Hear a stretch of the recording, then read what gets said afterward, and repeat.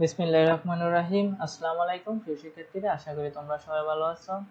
আজকে তোমাদের 2024 সালের বার্ষিক মূল্যায়ন বিষয়ভিত্তিক নিয়ে আলোচনা করা হবে। তোমাদের নির্দেশনাগুলো কি, আমাদের গণিত সিলেবাস, আমাদের বার্ষিক মূল্যায়নের জন্য আমরা কোন কোন অধ্যায়গুলো ভালোভাবে পড়তে হবে এবং কত পৃষ্ঠা থেকে কত পৃষ্ঠা, সে নিয়ে আমরা এখন আলোচনা করব। আমাদের সর্বপ্রথম অধ্যায় হচ্ছে ঐকিক নিয়ম, শতকরা এবং অনুপাত, দৈর্ঘ্যমাপী, বীজগণিতের রাশির জগৎ, তারপর হচ্ছে সরল সমীকরণ, তার পরবর্তী হচ্ছে জ্যামিতিক আকৃতির গল্প, তথ্য অনুসন্ধান ও বিশ্লেষণ। আমাদের 1, 2, 3, 4, 5, 6 অধ্যায় এবং এই পৃষ্ঠাগুলো আমরা কালেক্ট করে নেব। তারপর এগুলোর উপরে নির্ভর করে কিন্তু আমাদের প্রশ্নগুলা আসবো। তো আমাদের মূল্যায়ন কাঠামো কেমন হবে? আমাদের নতুন কারিকুলাম যেহেতু বাদ হয়েছে, নতুনভাবে আমাদের পরীক্ষা নেওয়া হবে। কিরকম ভাবে? আমাদের শিক্ষণকালীন থাকবে 30%, সামষ্টিক থাকবে 70%।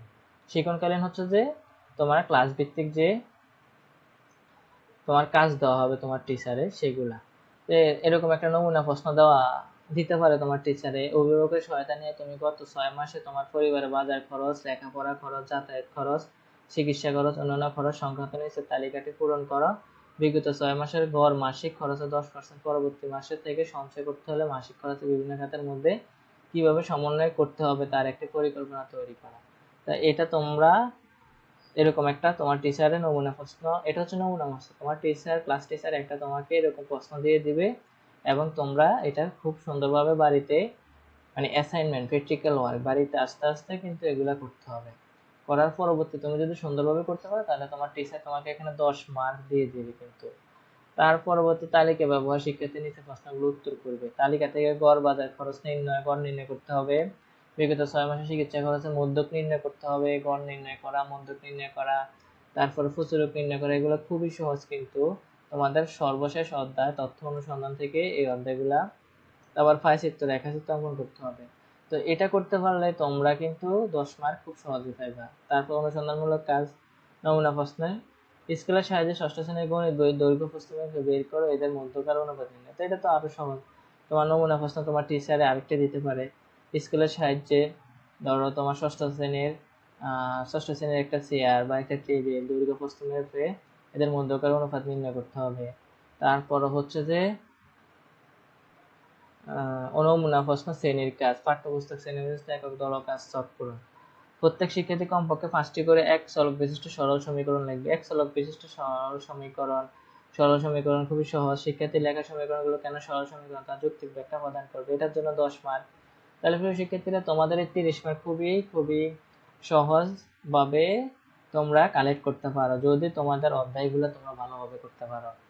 মানে ভালোভাবে 2-3 মাস ভালোভাবে রিভিশন করলে তোমরা পারবা। এবার সামষ্টিক মূল্যায়ন প্রশ্ন কিরকম ভাবে আসতে পারে? একটা হচ্ছে নৈর্ব্যক্তিক প্রশ্ন, একটা হচ্ছে সংক্ষিপ্ত, আর একটা হচ্ছে রচনামূলক। তো নৈর্ব্যক্তিক প্রশ্ন থাকবে 15টি, এর মধ্যে তুমি 10টি দিতে হবে, প্রত্যেকটির জন্য 1টি করে মার্ক। তারপর সংক্ষিপ্ত থাকবে 13টি, আর রচনামূলক থাকবে 10টি, 60টি তোমাকে অ্যান্সার করতে হবে। সর্বমোট হচ্ছে তোমার 100 মার্কের পরীক্ষা, সময় হচ্ছে 3 ঘন্টা। তো প্রিয় শিক্ষার্থীরা, তোমাদের পরীক্ষার প্রশ্নটা কেমন হতে পারে একটু মনোযোগ সহকারে দেখো। এটা হচ্ছে তোমাদের নমুনা প্রশ্ন, এই যে পরীক্ষা তোমাদের এনসিটিভি বোর্ড থেকে দেওয়া হয়েছে। বার্ষিক সামষ্টিক মূল্যায়ন 2024, বিষয় গণিত, ষষ্ঠ শ্রেণী, ক বিভাগ। তো এখানে আমাদেরকে একটি প্রশ্ন, কোন পরীক্ষায় একজন শিক্ষার্থী মোট 600 নম্বরের মধ্যে 510 নাম্বার পেলে শতকরা কত নাম্বার পেল, শতকরা হিসাব করতে হবে। এইভাবে তোমাদেরকে 15টি প্রশ্ন দেওয়া থাকবে, মানে এইগুলা দেওয়া থাকবে না, এই প্যাটার্নের দেওয়া থাকবে। তোমরা এগুলো অ্যান্সার করতে হবে। শুধু নমুনা প্রশ্নগুলো দেখো কিরকম, এক কথা উত্তর দিতে হবে। এক কথা উত্তর অনেকগুলো। এবার খ বিভাগ তোমাদের সংক্ষিপ্ত প্রশ্ন থাকবে অনেকগুলো, সংক্ষিপ্ত প্রশ্ন অনেকগুলো থাকবে। এরপরে তোমাদের লাস্ট হচ্ছে যে 60টি দিতে হবে, 10টি দিকে তোমাদের সৃজনশীল থাকবে। তো এগুলো হচ্ছে যে তোমাদের সৃজনশীল প্যাটার্ন।